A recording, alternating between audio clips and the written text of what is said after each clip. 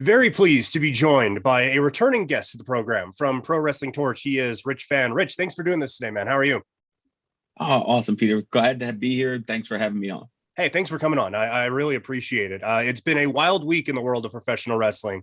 I was talking with someone who said, could you imagine, or could you have imagined, I guess, Stone Cold Steve Austin might be coming back. We find that out on Monday, and by Wednesday, no one's talking about it. That's how crazy this week has been in pro wrestling. Well, we'll start with the news of the week, I guess, and that is Cody Rhodes is apparently on his way to WWE. But before we get into some of the specifics of all of this, your reaction to Cody making his way back to the evil empire of WWE? I think it makes sense for him, and I think it made sense that he would be one of the group that left. I think I look at the landscape of AEW and the folks on the roster now compared to when he first joined.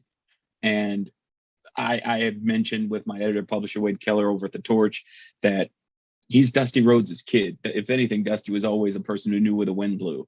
And when you have Danielson, you have Keith Lee, you have CM Punk, you have all these ascending young talent, and you already promised you won't challenge for the world title, you've already put yourself in a corner where things aren't necessarily going to go the way you think they are.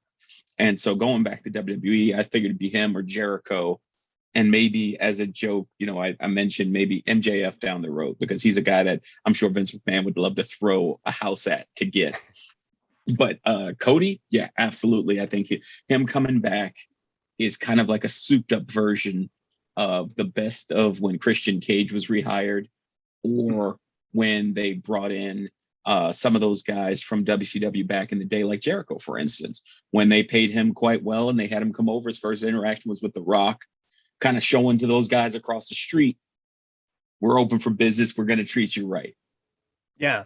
And with Cody, like the best way I heard it described was one of my buddies said, everything he does feels like it's a different show than Dynamite. Like Dynamite was its own thing. And then there was the Cody Rhodes show, and not like the actual other Cody Rhodes shows, but like it felt like a different pro wrestling show. It didn't really seem to jive with Dynamite. And quite frankly, it seemed very sports entertainment. And so I do think the fit is good there. And also he's had some promos that have got some attention. And I think with maybe a touch of editing, that there could be a lot that you could do with this character. So I'm with you. I think the fit with him in WWE is actually a very, very good one. Yeah. And I think from a time standpoint, I always think that anytime anyone signs either with AEW or WWE, it's not like you're signing like a max contract, like 10 years, 500 million, like Patrick Mahomes or something. You're going to be there 2-3 years. If it doesn't work out, you could always go to the other company, or we might have a third company now that, you see Control Your Narrative is building their own promotion, and they say they have a TV deal imminent. So you have so many options. Why not explore them? Especially if you see that the grass, I always think about in my day job, I used to be a career counselor, and even now on the side, I do coaching. And I always tell folks, never leave a job thinking the next place is going to be better. Leave it because you feel like there's things you can do differently. Because if you leave because you think the grass is greener, there's always going to be workplace crap. There's always going to be politics. And I think when people came to AEW, they thought it was going to be this utopia of no politics. And it might not be, I'm going to talk to the back and say, you can't work.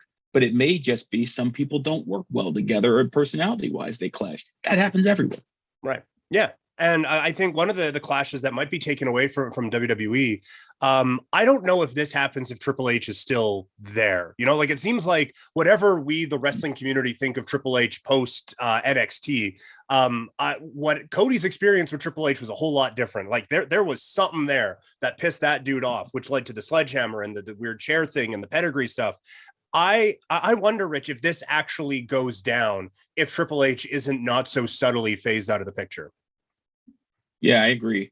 When you think about, you mentioned the sledgehammer, I always go back to his conversations on the way out when he talked about the fact that he wanted to be Cody Rhodes, and Triple H was the voice, not Vince, that he talked to. He would say Vince doesn't see you that way, but it was always Triple H saying, nah, we don't think we can draw money with Cody Rhodes. And so that probably, that's a lot for him, especially when you see Triple H using his father's name for the tag tournament, when you see all the old imagery and iconography being used, war games being used in Triple H's quote unquote promotion. but Cody can't be Cody Rhodes. Like that had to be a bit of a sting. And I don't mean the wonderful wrestler that splashes people on Wednesday nights. So from a storyline perspective, where do you see Cody kind of fitting in with things? Obviously, rather big show coming up in a couple of months. Where do you see Cody fitting into the picture right now? I think he'll be a rung or two higher than he would have been in AEW. So still in the upper mid card near the main event. I had posited one of the best people, if he was available for him to go in and beat, is a John Cena. Because you might want to start the waters with a big enough name that you're giving him some juice, but a person who isn't wrestling is regular, because you don't want someone like a Seth Rollins. I think he would be a good matchup eventually, but you don't want Seth eating losses to Cody.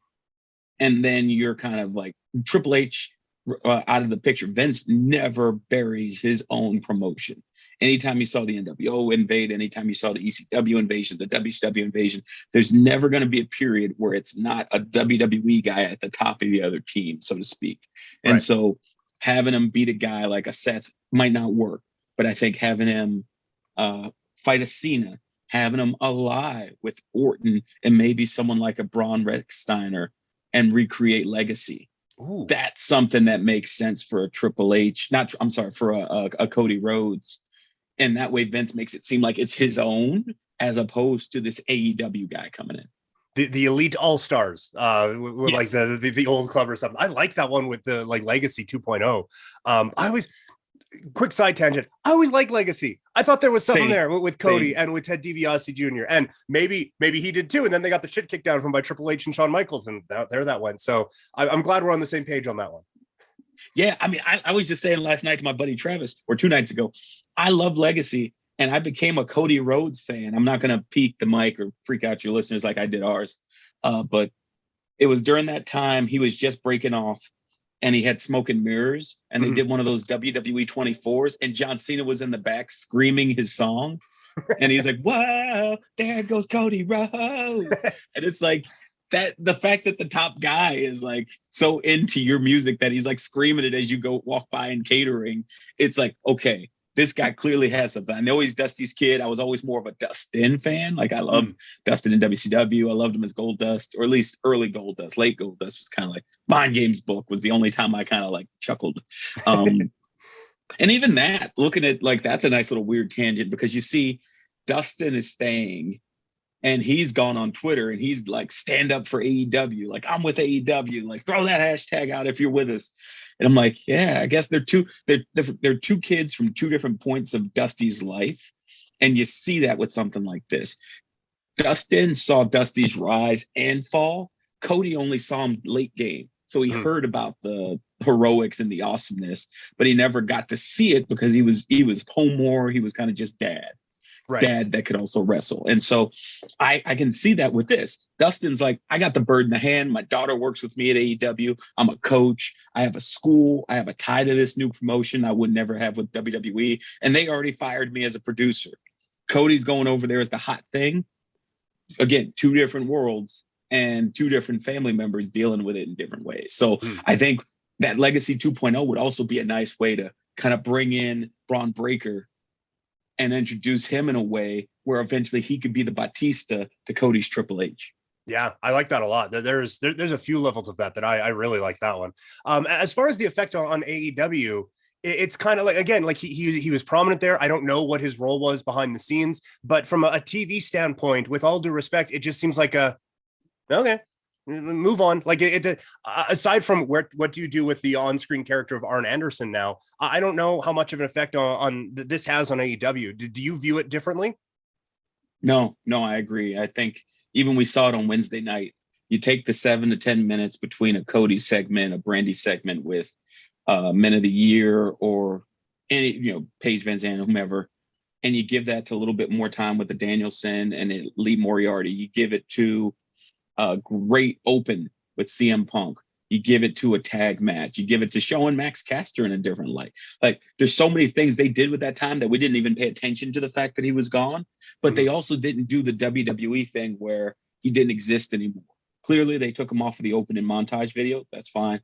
But they mentioned the fact they had a dog collar match. They mentioned he's the kind of like the standard bearer for the TNT title. And I think that goes a long way towards making you different than your opposition while also letting those other folks percolate. Because I think, honestly, if Red Death, Garcia, if Lee Moriarty, if you're given more proud and powerful time, I'm happy with it. Yeah, I completely agree. Also, let's get a couple more women's segments in there. If we could just shoehorn that in every little bit, that would be fantastic. The other kind of big thing in the wrestling world this week is Stone Cold Steve Austin is joining the crew of people coming back. And this always seemed like something that was never going to happen. And because he's kind of talked it down for a little bit, I'm still a touch skeptical and also worried about what this is going to look like. Well, what's your reaction to potentially the biggest draw in the history of the sport coming back? I'm amazed that it's happening. I know a lot of folks pointed to, he had put up a year or two ago, a Twitter, someone had done a Twitter page video of like his like new ranch and how he had a ring there. And so that was kind of like that first indicator. And he's always looked, and I loved his podcast when he was doing it regularly because he does a great job of keeping track of his like fitness and his goals and how he kind of keeps himself in shape. He always looks like Steve Austin. And so when you see him, it's never like, oh, I don't know what's happening there. So he always looks like that guy. And like the best thing that happened to him, honestly, if I'm being honest, is those cold calls commercials, because they're on regularly, and it's like him, Ice-T, and who's the other person? Vanilla? No, not Vanilla. Matt Ryan. Yeah. And it's like he's in that stratosphere, and it reminds people. That's like the best thing ever. And so when he's coming back, I'm with you. I'm a little worried. The guy's got a bad neck, but putting him with someone like a Kevin Owens, I mentioned that he's the best base in WWE in terms of being a guy that could take those moves, and then he's also safe.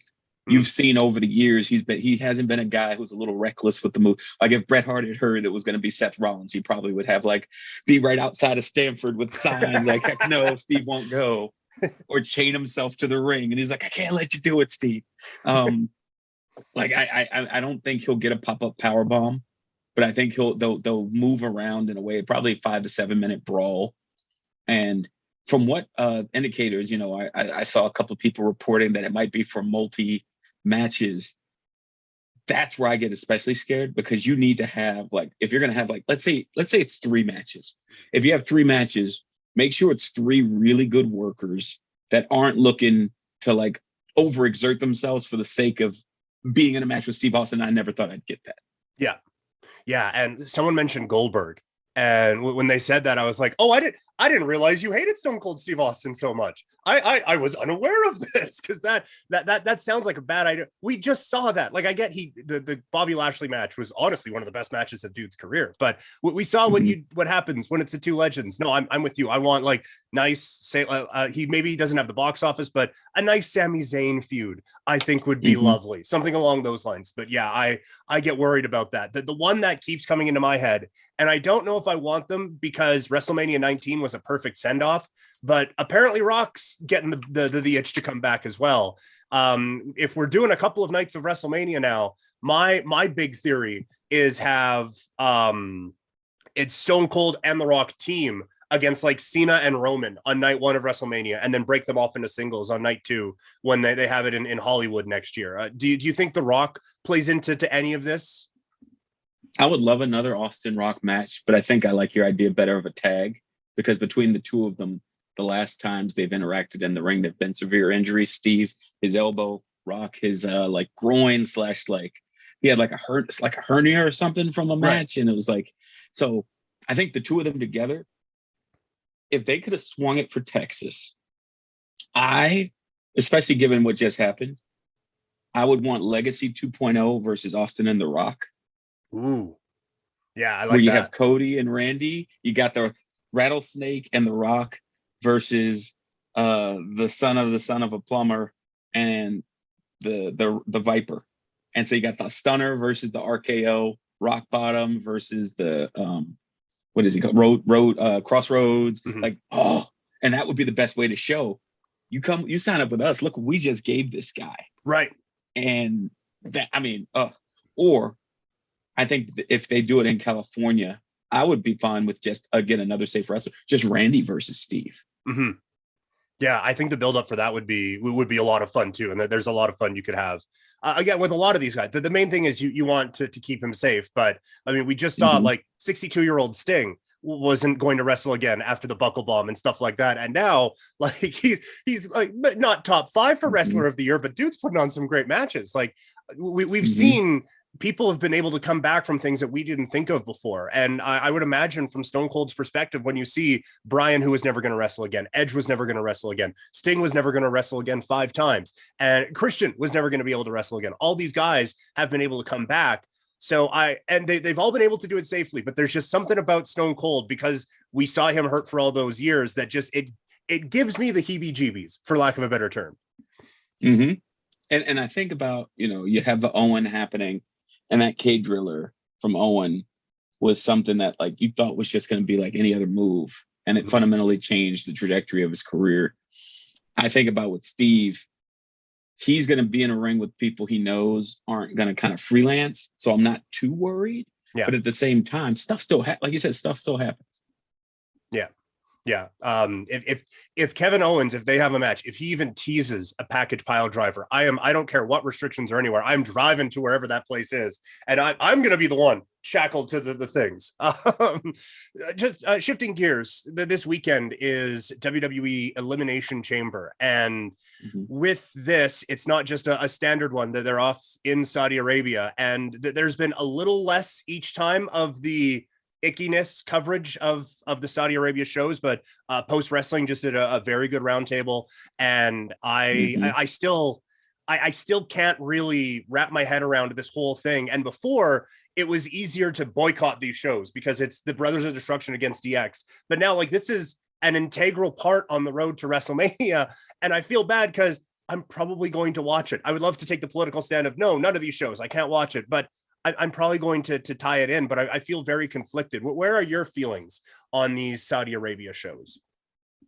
I've been in the wheelhouse of, I've seen the highlights. I haven't necessarily watched. I think I watched part of the Greatest Royal Rumble once I saw the Titus GIF, and I just had to see for myself like what the heck happened there. But I try, for me, I'm disgusted by it, but the way I look at a guy like Sami Zayn who can't go there, one of the things I really enjoyed, because I saw half of the last one, was I donated $50 to Sami for Syria, and felt like, hey, this dude's getting a paycheck and he's doing good things. I'm going to kick it to a good cause, and I'll watch a couple. And the way I do it professionally is I don't cover it. Whenever Wade needs a roundtable, he knows I'm not going to watch all of it, and I'm not going to be able to give, and I don't want to be unprofessional and give like just conjecture about something I haven't seen. Right. And so, with this, I'll wait to see what the results are. And it's also early enough where I'm going to be watching soccer in the morning, and my son usually has hockey games and stuff over the weekend. He has a tournament this weekend, so I'll be home, but I'll skip it. But I'm really interested in those 2 Elimination Chamber matches, because the collected talent in there, it's a weird combination. Yeah, and that there's a few of those, and I actually think like there's a few different directions that they can go with. Like a lot of times we know what the road to WrestleMania is. This time we have a general idea, and I think the most interesting is someone we've talked about a couple of times, Randy Orton and Matt Riddle. It appeared they were locked in to be broken up, and that's going to be a blow off at WrestleMania. It kind of feels like it'd be too early now. Like that feels like one of the hottest things in WWE at this time. Where are you at on the potential breaking up of RK Bro? I think if they're going to do it for a reason that you're going to treat Riddle as a serious character, because if you're going to still keep him in the crazy stoner role, Randy being the straight man to that works better than him just being off by himself. And then also, there isn't really, like you were saying before when we talked about Cody, right now there's a dearth of main eventers in the WWE, but I don't think this current version of it for Riddle is a main event character. And so you might as well just keep them together and let someone like Cody slide into that role rather than force him into it and then have him fail and say, see, I knew this guy wasn't going to do it. Yeah. Well, and the tag team division has been bad for a very long time. And like they've already made Alpha Academy into a pretty legitimate one. If you keep these guys around and keep elevating tag teams around these guys and then maybe do the split up next year, I think that's maybe the best way to utilize this group right now. Yeah. I think those two guys, you know, you have time because Randy wrestles so well and he does so many things the right way. You don't have to worry about an injury kicking him out for 6 to 8 months. Yeah. And Riddle is just, he keeps himself in ridiculous shape. So he'll be fine as well. So let him percolate and then see what's going to show up. Like whatever you're doing with Austin Theory, how's that going to go? AJ's starting to wind down.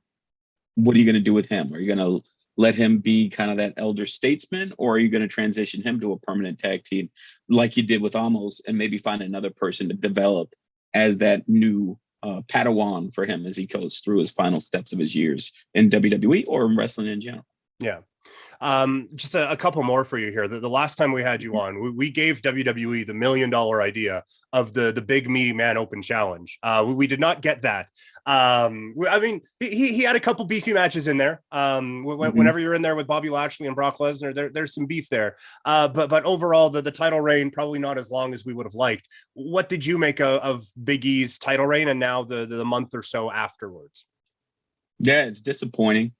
Disappointing, and especially when they transferred him to SmackDown and they put him into the tag team with Kofi, and it's kind of just like, we'll never speak of this again. But I think he's young enough where he can kind of make that climb right back up the mountain. I've joked and I mentioned in a column online for the Torch that, well, not joked, I've stated the fact that I will go running into the woods if Brock beats Lashley this weekend at the Elimination Chamber for the title, because that would have meant all 4 Black WWE champions over 20 some odd years were beaten by Brock Lesnar and never got a rematch. The Rock, Kofi, Big E, and Bobby, hopefully not.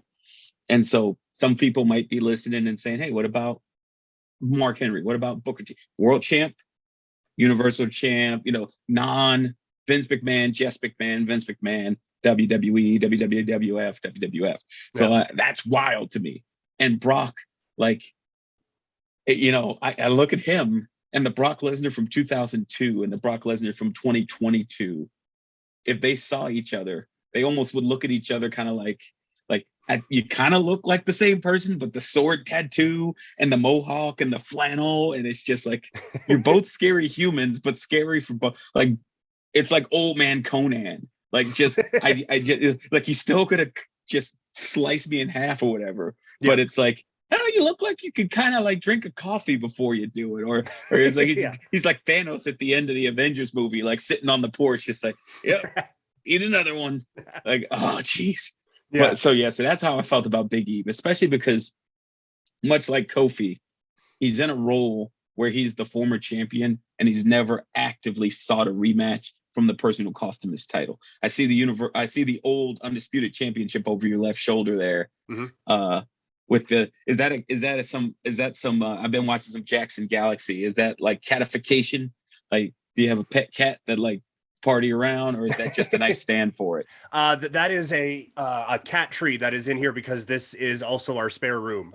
So that is just that's where the cats can hang out in here as well. Yeah, see, Jackson, thank you, Jackson Galaxy. And for those of you who don't know, watch him on YouTube. He's been during COVID, like when we were here in Pittsburgh, Pennsylvania, when we had like more bigger restrictions and we were home more. I would watch him on YouTube, and it was like, okay, I could watch another wrestling match, or I can see how I could catify this house. It got to the point where I was like, let's get a cat. And my son was like, I don't want a cat. And I was like, oh, my Jackson dreams are dashed. Like, I had like everything saved on the website. Like, oh, I could get this, or I could get, and I can't just get a cat for myself, because then it's just going to be like, the cat's they're going to know that I'm like the one that wants to get him. So it's, or her is going to be like, okay, you're going to be the sucker. You're going to baby me and get me all my treats. I was like, I can't have that. I can't do it. But I apologize for the deviation. Anyone that's not a cat person. We actually like have that exact scenario where we went to the Humane Society here. We were only going to get the one cat who's actually sleeping over here. But then there was one that I couldn't leave without. And we opened up the thing and she jumped out and like actually hugged me. I was like, okay, well, this cat is mine. And now she knows anytime she's done anything wrong, just jumps up, curls up on my arm, and it's just like, is something wrong? It's like, yeah, no, I can't. Like, I'm gonna be an awful father because just the second those eyes come up, it's like, yeah, no, whatever you want. A Mercedes, I guess we're getting a Mercedes. Yeah, we're gonna have to live in it, but we're getting a Mercedes. Yeah. Well, what else in wrestling are you watching these days? I know we've covered a lot, but is anything else catching your attention? Yeah, I love MLW. I've been watching MLW a good bit. Their version of Lucha Underground has been very entertaining. MJF's old buddies, Hammerstone and Richard Holiday, have been doing quite well for themselves since his departure. And I just really think the hybrid style of wrestling they do, it's very entertaining. And also Stardom. I watch Wonder Ring Stardom from Japan. I've been joking on Twitter. It's Bushi Rhodes' best child. Everyone thinks it's New Japan, but no. Stardom is it, especially with this. I guess I want to say about 5-7 hours ago, return of Kairi, who is no longer Kairi Hojo, no longer Kairi Sane, full caps Kairi. And I love nothing gets me happier than a full caps name. It's just it just brings joy to my soul. And she looks so happy until she got beat up by Oedo Tai. But you know, that's what happens when you come back and everybody respects and hates you at the same time. So I'm looking forward to seeing her wrestle again and see the joy in her wrestling. Yeah.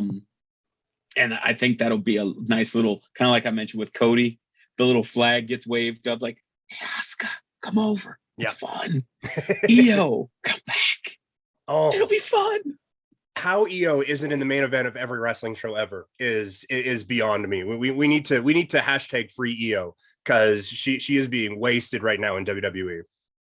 Yeah, you look at this 6-woman chamber. I joke with Wade before, like 2.5, 3 weeks ago, that because he was like, well, what do you see with Liv Morgan? What do you see with Bianca Belair? I was like, watch out for Alexa Bliss, because I know how Vince McMahon thinks. And sure enough, she got the stamp on Monday. You're sane.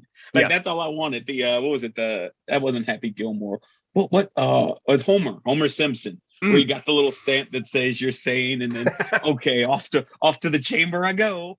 And you know, I just really feel like she's gonna win, and it's gonna be her and Becky, or her and whomever they decide to have that title. I'm assuming Becky, but I'd love for it to be either Bianca, Rhea, or Liv. But I've seen WWE enough to kind of get myself ready to roll. Yeah. It's funny you bring up like the comparisons of New Japan and Stardom. I've actually compared it to my own family, where I'm the New Japan. I got like the big fancy broadcasting job. I worked in TV at our national TV broadcaster for a while. I've interviewed Bret Hart. Like, I've done all these great things. So I'm the New Japan, who it's like the big flashy stuff, but maybe not contributing a whole lot to society. My sister is already a homeowner. She's about to have a baby. She's a teacher. She is molding young minds. She's like teaching progressive things at school. She's the one who's actually doing stuff. So she's the Stardom in our family. But it's interesting you bring up Stardom. Coming up actually right after this, we have Karen Peterson coming on, and we're doing kind of a beginner's guide to Stardom, because 2021 was the year of Stardom, and I am embarrassingly behind on my Stardom knowledge. So she's going to get me caught up once we're done here. I don't, she probably doesn't know this, but I am the biggest, like, if there was a Karen Peterson fan club, I would run out, like if it was a football game with the flag with her, because she has been instrumental. I cannot talk highly enough. WH Park over at Post does some shows with her, and I would recommend for any of your listeners or anyone watching this, if you get a chance, go to Post Wrestling, look at Karen's match reviews. Anytime she does a match review, the level of detail, storyline tie-ins, outfit translations of commentary, it makes me feel bad when I have to do stuff for the Torch, because I know I will not do it as good as she will, and will do a disservice to the wrestling I'm watching. And so, yes, Karen's awesome. What she does is awesome. And the way she pulls you in, you said you're behind, she will get you, like, by the end of it, it almost be like the Matrix. You'll have it like mind meld, and it like downloads. Like, I know Stardom now. Yeah. And so, yeah. Yeah. I like, Honestly, for full, I mean, it's podcast, so everything's taped. But I taped it, but before this, actually last week, and I was nervous. Like I was stumbling. I was doing because it's like I've been reading her stuff for so long. I was like, oh my god, this is happening now. So yeah, no, she is phenomenal, and just I guess quadrupling back now to your answer. MLW, the stuff they did in Mexico was amazing. I cannot get enough Psycho Clown and Pagano on my televisions, so I loved that, and I miss the old Lucha Underground, everything they are doing. I don't know how caught up you are, so I don't want to spoil anything about maybe. Okay, so the turn that we had at the end of last week's episode, I did not. There's a lot of stuff that like, okay, well, this is where it's going. Didn't see it coming at all. So MLW has got me right now. Yeah, and consumers will be very happy. Yes. My eternal goal has been, and Wade has been champion in this, I need to interview Paul Roma.